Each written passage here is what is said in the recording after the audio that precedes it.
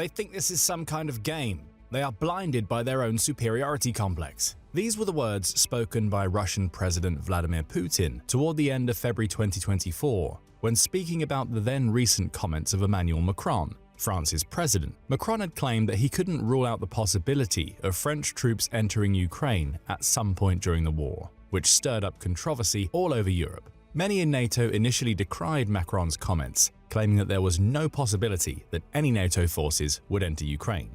As for Putin, he did what he does best when confronted with a threat: make threats of his own. Putin said that all Western nations, which is essentially Putin's code for NATO, must understand that Russia has weapons capable of hitting targets on their territory. Then he made the big threat. All this really threatens a conflict with the use of nuclear weapons and the destruction of civilization. This was far from the first nuclear threat that Putin had levied since the beginning of the war, but it was perhaps the one most directly pointed at NATO. Putin's message appeared to be clear: don't ever cross the red line and get directly involved, or the entire world will suffer from the consequences. The threat has backfired. Rather than scaring NATO away, Putin's threats of nuclear annihilation have simply led to the organization realizing that it needs to become more organized. It has to be capable of countering the Russian threat and do so in such a way that Russia will be completely overwhelmed. That's why NATO is now preparing, so it's ready to deploy up to 800,000 troops into Ukraine at a moment's notice. Those preparations are the subject of today's video. We're going to examine exactly what NATO is doing to get ready for sending 800,000 troops into Ukraine, as well as why it's doing it. We'll also answer a vital question: what is likely to happen if NATO actually does go to war with Russia? Let's start with what NATO is doing to prepare. It all started in January 2024 and the organization of what would become the largest series of drills NATO held since the Cold War. Those drills were collectively called Operation Steadfast Defender 2024, and they took place between January 22nd and May 31st. Reuters reported on the details, noting that the operation would include around 90,000 troops from all NATO allied nations, along with 50 ships that ranged from destroyers to massive aircraft carriers. NATO would also practice how to deploy its aerial might, with a collection of 80 fighter jets, drones, and helicopters taking part. Add to this a massive 1,100 combat vehicles, including 533 infantry fighting vehicles and over 130 tanks, and you had an operation unlike any that NATO had held in decades. What was Operation Steadfast Defender's goal? To rehearse how US troops could reinforce the forces of their European allies by deploying as quickly as possible onto the NATO alliance's eastern flank if war were to ever break out with a near-peer adversary. Of course, near-peer can only mean one thing in the context of these drills and their location: Russia. Chris Cavoli, one of NATO's top commanders, outlined the operation in more detail. He told reporters that Operation Steadfast Defender would primarily focus on the execution of regional defense plans NATO has drawn up to deal with a threat on its eastern flank. The drills would occur during a simulated emerging conflict scenario with a near-peer adversary, he claimed, before adding that the operation would demonstrate NATO's ability to rapidly deploy forces from North America and other parts of the alliance to reinforce the defense of Europe. The exercise dwarfed Trident Juncture, which took place in 2018 and involved 50,000 participants, with the only NATO exercise in recent memory that was larger being Reforger. That took place in 1988, toward the end of the Cold War, and involved 125,000 people. Cavoli also noted that the second part of Operation Steadfast Defender would place a focus on the deployment of NATO's Quick Reaction Force to Poland. That location is important. Poland offers routes into the Balkan states near Ukraine's north, as well as the Baltic Sea. It also offers a direct land route into Ukraine from its southeast borders. Other nations involved included Germany, which acts as a central hub for incoming troops, as well as countries like Norway and Romania, which sit on the fringe of the NATO alliance.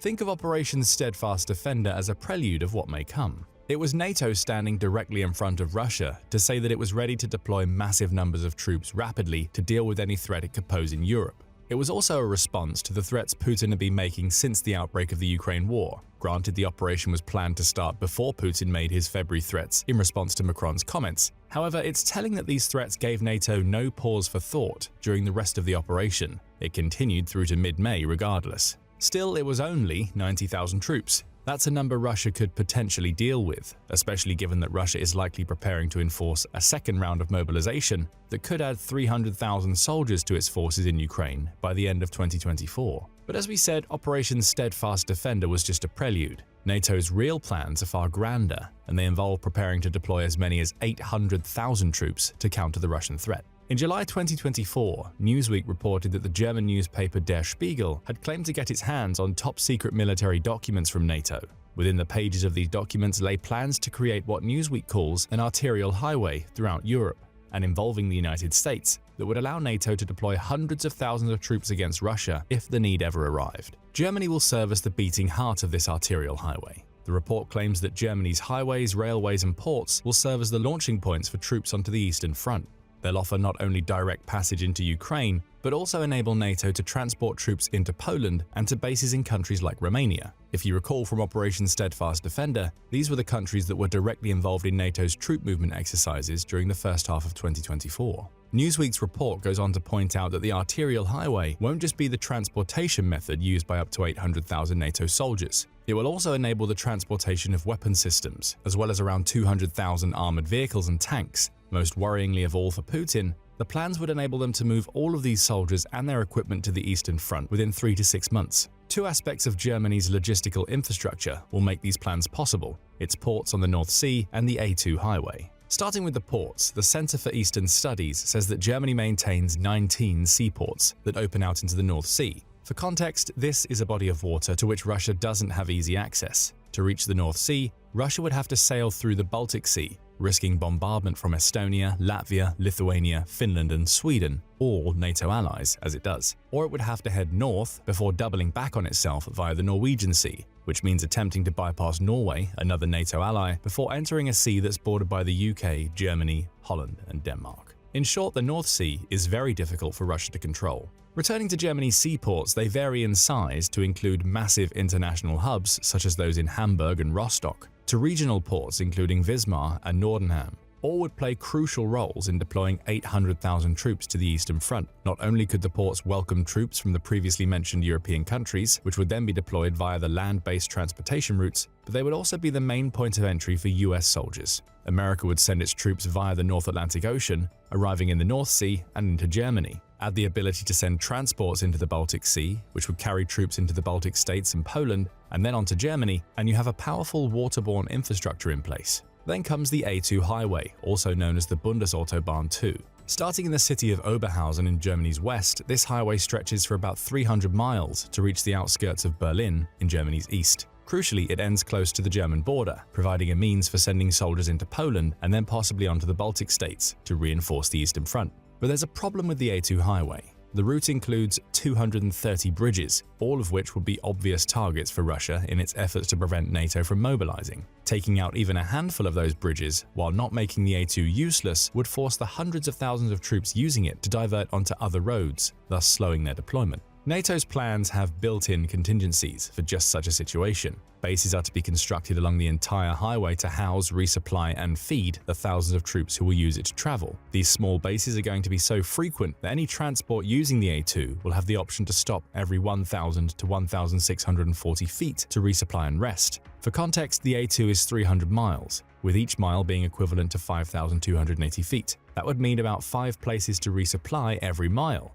adding up to a staggering 1,500 resupply points built into the main ground-based route that NATO will use to transport its 800,000 troops. Of course, that doesn't necessarily solve the bridge targeting problem. A Bundeswehr Homeland Defense Command spokesperson highlighted that when speaking about the leaked plans a couple of days after they were published. The planning takes into account not just one motorway as an axis of movement through Germany, the spokesperson claimed, but also many motorways and federal highways. In short, the A2 is just one example of several highways Germany is going to reinforce with masses of supply points to enable the transportation of NATO troops. There are other contingencies in place. A month before the NATO documents were leaked, the UK newspaper The Express revealed that NATO was in the process of creating 5 superhighways that stretch throughout Europe. Again, Germany will be the hub. 5 of its North Sea ports will welcome hundreds of thousands of soldiers from the US and other parts of Europe.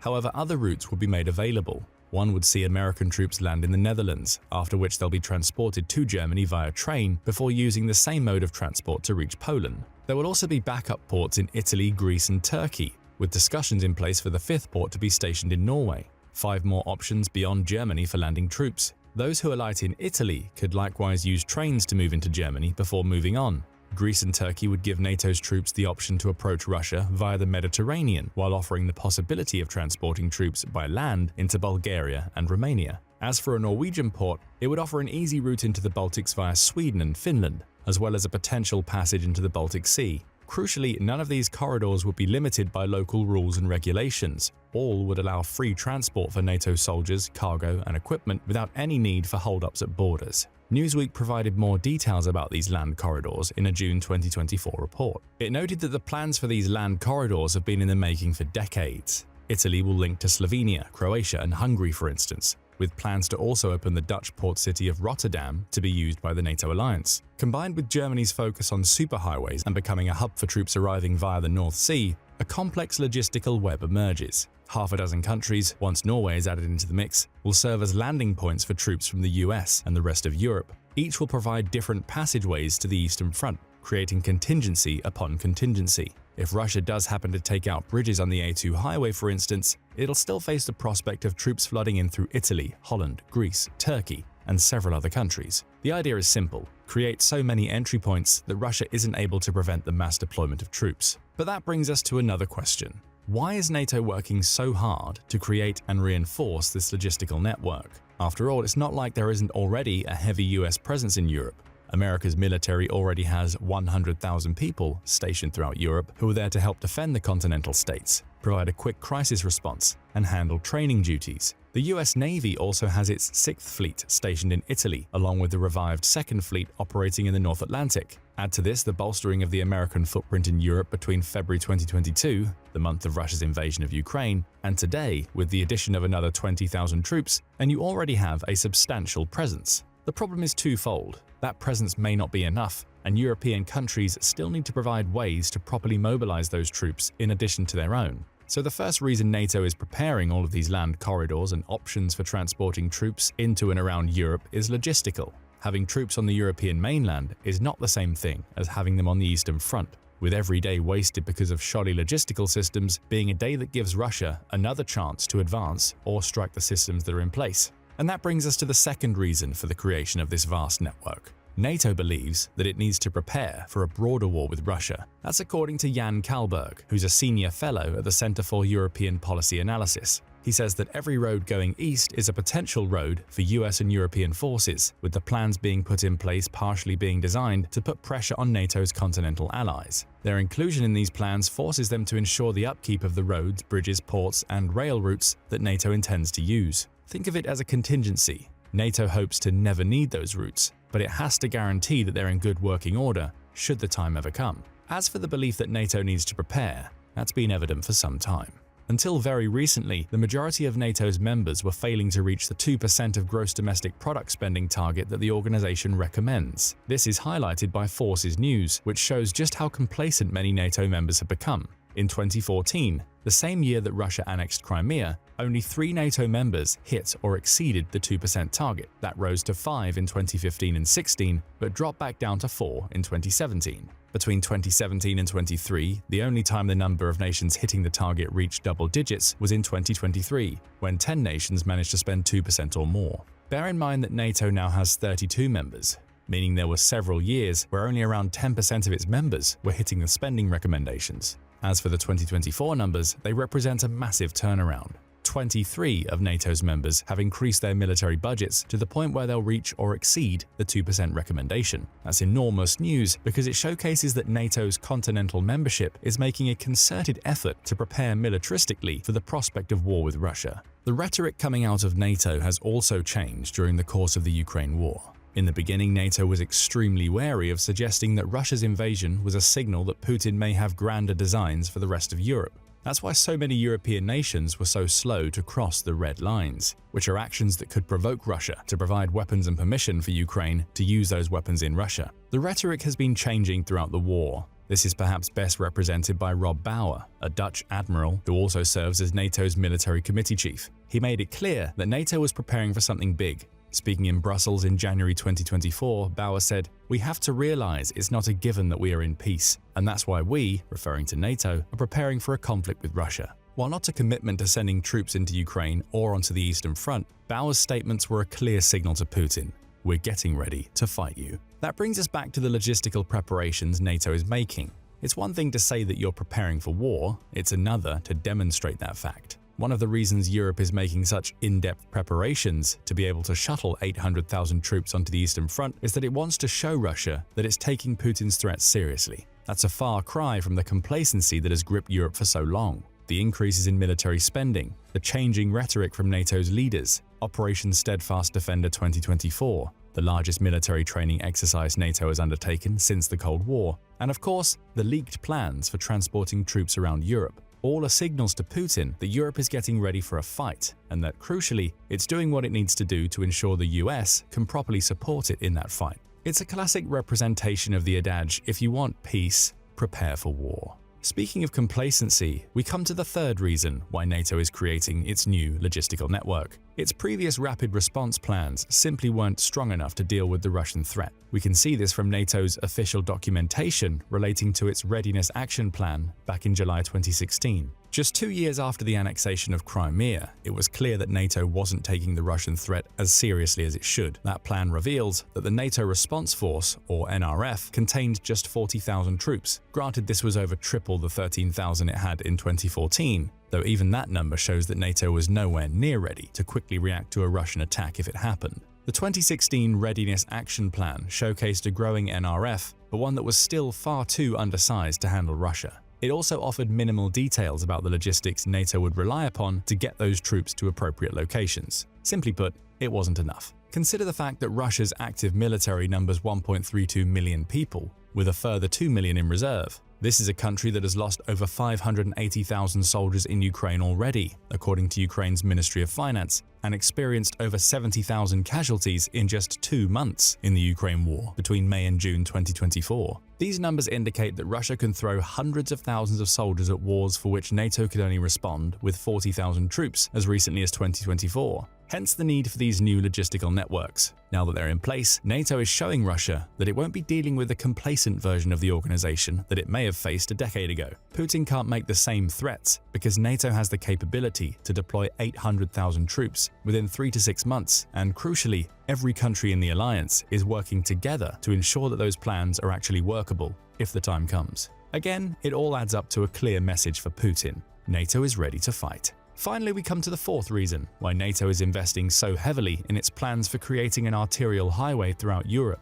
It knows that Russia is capable of hitting almost any target in continental Europe with its ballistic missiles. These targets include bridges, such as those present on the A2 highway, and ports. As of 2021, Russia has 7 operational missiles capable of traveling at least 5,000 miles. These include the submarine-launched Bulava and Shtil, which can travel for 5,157 and 6,835 miles respectively. The other 5 missiles are all intercontinental ballistic missiles, starting with the UR-100, which is capable of traveling for 6,213 miles, and ending with the R-36, dubbed the Satan by NATO, that has a range of 9,941 miles. This is all without mentioning the many missiles Russia has with multi-thousand-mile ranges that fall outside of this top 7. The distance between Moscow and Paris is just 1,764 miles. The distance to Berlin is even shorter at 999 miles. In other words, Putin was absolutely correct in his statements that Russia has missiles capable of hitting targets in every major European city,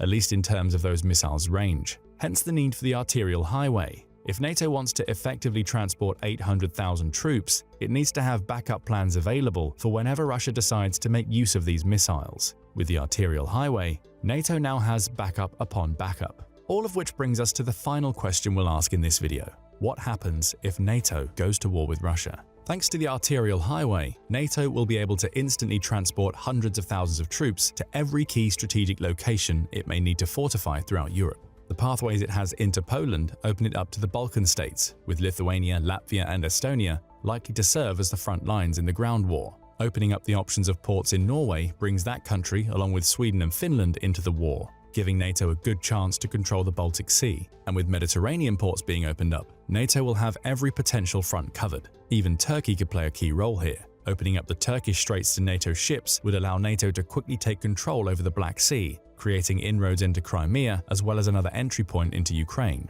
Speaking of Ukraine, it's worth noting that this is one of the few continental European nations that isn't a NATO member. So not only would Russia have 800,000 NATO soldiers to contend with, but these soldiers will be joined by the 900,000 active military personnel that Ukraine offers. That creates a fighting force of 1.7 million people within months of a war between Russia and NATO starting, around 400,000 more people than Russia has in its active military. Granted, Russia will be able to use conscription and its mobilization efforts to supplement those numbers, but it would still face a combined NATO and Ukraine that has 1.7 million well-trained troops, which will be going up against an army containing increasing numbers of old reservists and conscripts who are poorly trained and rushed to the front lines. In a conventional war, NATO should overrun Russia, at least in Ukraine. It would easily push the Russian fortifications back with the help of Ukraine's forces and create a new front line from which it could attack Russia on its own territory if needed. Add to this that 800,000 NATO troops would just be the starting point.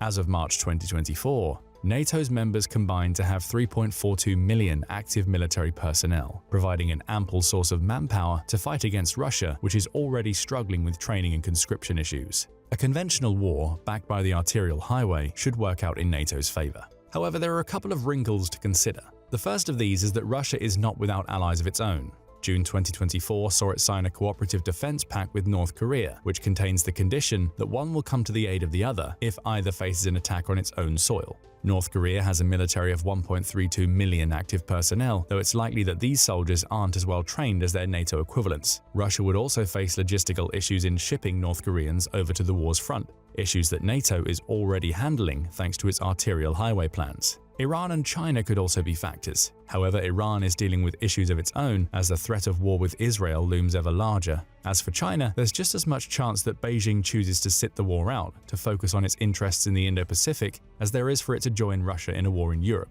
After all, a war between NATO and Russia would weaken both, which is only a good thing for China. The point here is that Russia's allies aren't as organized as the 32 countries that make up NATO. Where NATO can bring 800,000 troops to the fight within 3 to 6 months, it would take Russia much longer to convince its allies to send reinforcements, assuming it could convince them at all. That leaves us with one more thing to consider: unconventional warfare. In other words, even NATO's overwhelming ability to move 800,000 soldiers around Europe quickly doesn't counter the Russian nuclear threat. In desperation, it's possible that Putin could decide to turn to his policy of using nuclear blackmail to control the situation in Europe when faced with the prospect of a war against a rejuvenated and organized NATO.